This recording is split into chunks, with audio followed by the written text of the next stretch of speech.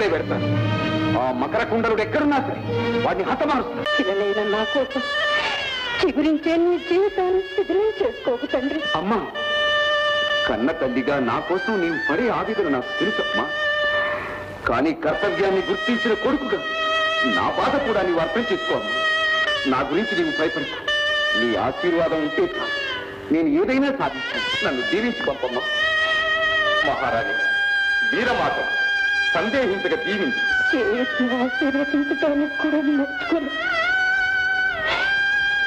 ఎంత మనసుతో నీకు విజయం కలగాలని, నీ తల్లి జీవితంలో పోగొట్టుకున్న వెలుగు తిరిగి రావాలని ఆ భగవంతుణ్ణి వేడుకుంటున్నాను. నేను విజయుడవై తిరిగి రా తండ్రి.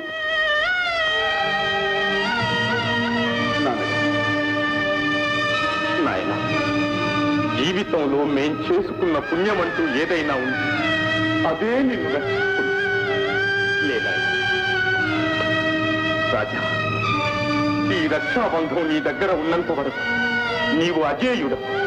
ఎట్టి పరిస్థితుల్లో కూడా దాన్ని పోగొట్టుకోకు నాయన. అలాగే నాన్న. అవన్నీ నేను చూసుకుంటా మహారాజా. రాసే పని ఆ మంత్రమని నువ్వు పూర్తి పడ్డావు. వెళ్ళిరా.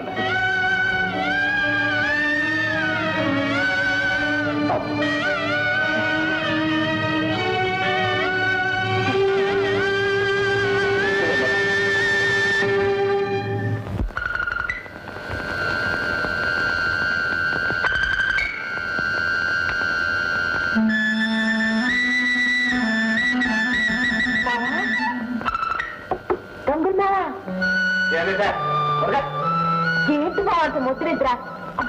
లేనావా?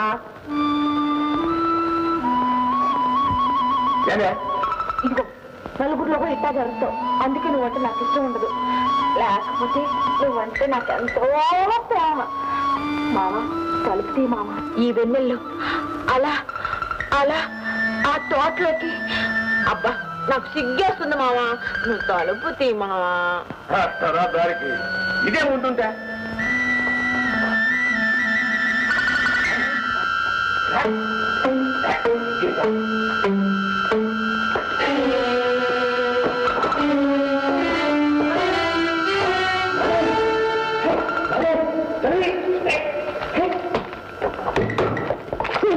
పెళ్ళి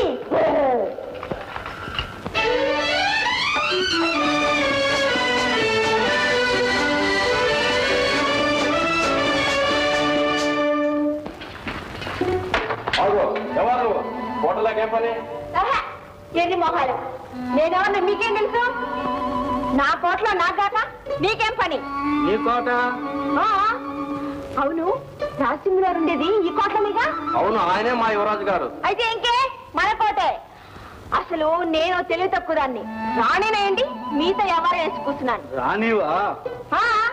రాజుగారిని పెళ్ళాడితే రాణి కాక దాసి అవుతానా? మంచి బుర్రనాడే పెట్టాడు మా రోజు. ఏ మా బుర్రలకే? గొప్ప బుర్రలే.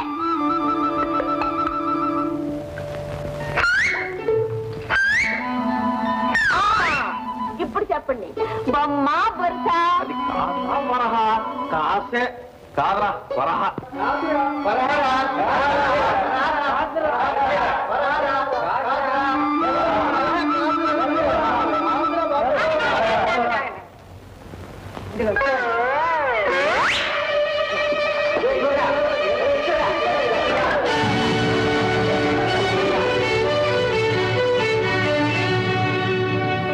ఎవరు నువ్వు? నా పేరు మాధవి. ఇక్కడికి ఎందుకు వచ్చావు? ప్రభు, ఈమె మా కళ్ళలో కారం కొట్టి తప్పించుకొచ్చింది. దండాలు మహారాజు, దండాలు. నేను రాజసింహుల కోసం వచ్చిన. మా రాజసింహుడు నీకు తెలుసా? తెలవడం ఏంటి? మేమిద్దరం ప్రేమించుకుంటేను.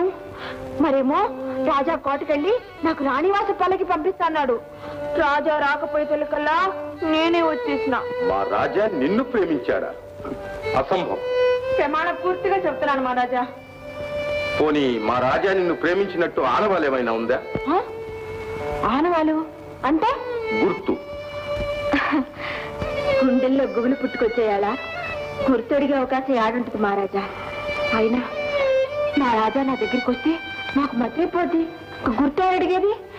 పోనీ మీకంత నమ్మకం లేకపోతే యువరాజా వారిని పిలిపించండి, ఆ చేత నిజం చెప్పిస్తాను. యువరాజా వారి ఇక్కడ లేరు. మహారాజా మీరు అబద్ధాలు చెప్తుంటారు. పోనీ మహారాణి గారు ఎక్కడున్నారో చెప్పండి. ఆడదాని మనసు ఆడదానికే తెలుస్తుంది. ఈ సంగతి అంతా మహారాణి గారితో చెప్పుకొని చంద్రాల దగ్గరికి వెళ్ళిపోతాను. నేనేనమ్మా, నేనే రాజసింహుని తల్లిని. మహారాణి దండాలు, మహారాణి దండాలు. ఇదేంటి మహారాణి ఇలా అయిపోయినారు? ఒక మాంత్రికుని శాపం వల్ల ఇలా అయిపోయాను. ఆ మాంత్రికుని చంపి నాకు రూపం తెప్పించాలని వెళ్ళాడు. అట్టాగా? అయితే ఇప్పుడు నేనేం చేసేది? మా రాజసింహుడు వచ్చే వరకు నువ్వు ఇక్కడే ఉండమ్మా. వద్దు మహారాణి, వద్దు. నా రాజాని చూడండి, నేను ఒక్క క్షణం కూడా ఉండలేను. నా రాజా యాడున్నాడు ఎత్తి కలుసుకుని రాజాతో పాటు మళ్ళీ ఎడకొస్తాను. వస్తాను మహారాజా, వస్తాను మహారాణి.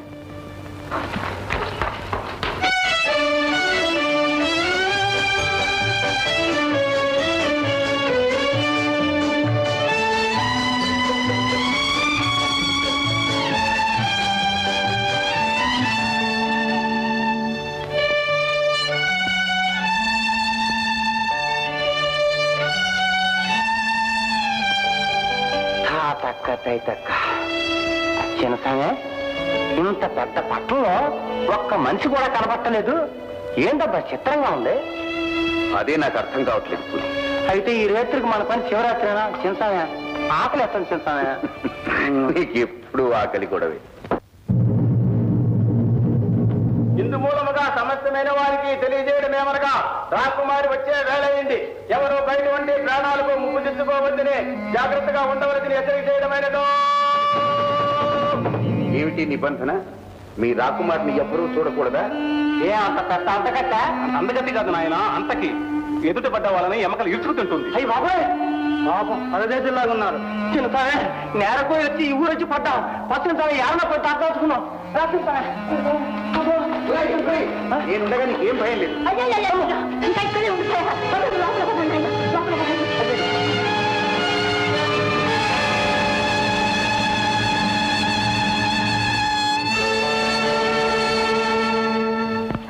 పెద్దమ్మ, రాకుమార్తె ఏమిటి?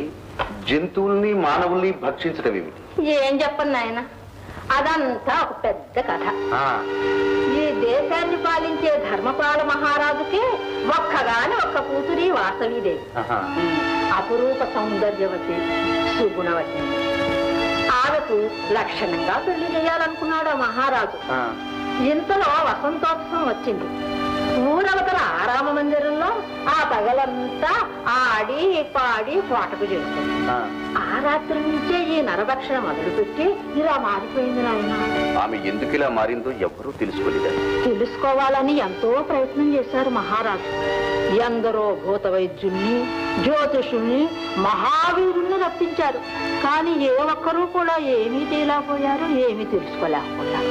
మరి ప్రజలిలా నాశనం అవుతుంటే మహారాజు చూస్తూ ఊరుకున్నాడు. ఏం చేస్తారు నాయన, ఎంతైనా కన్న కూతురు. అయినా కూడా ఆవిడ్ని ఊరవతల వంటి స్తంభం మేడలో పెట్టి కట్టుదిట్టమైన కాపలా ఉంచారు. ఈ అత్యాచారాలను అరికట్టిన వారికి అర్ధరాజ్యంతో పాటు తన కూతుర్ను కూడా ఇచ్చి వివాహం చేస్తానని ప్రకటించారు. కానీ మాకు ఈ బాధలు ఎప్పుడు తొలుగుతాయో, మాకు మంచి రోజులు ఎప్పుడు వస్తాయో తెలియడం లేదు. అన్నట్లు అర్ధరాత్రి అయిపోయింది నాయన. ఇక పండుకోండి బాబు, ఇద్దరు పోండి.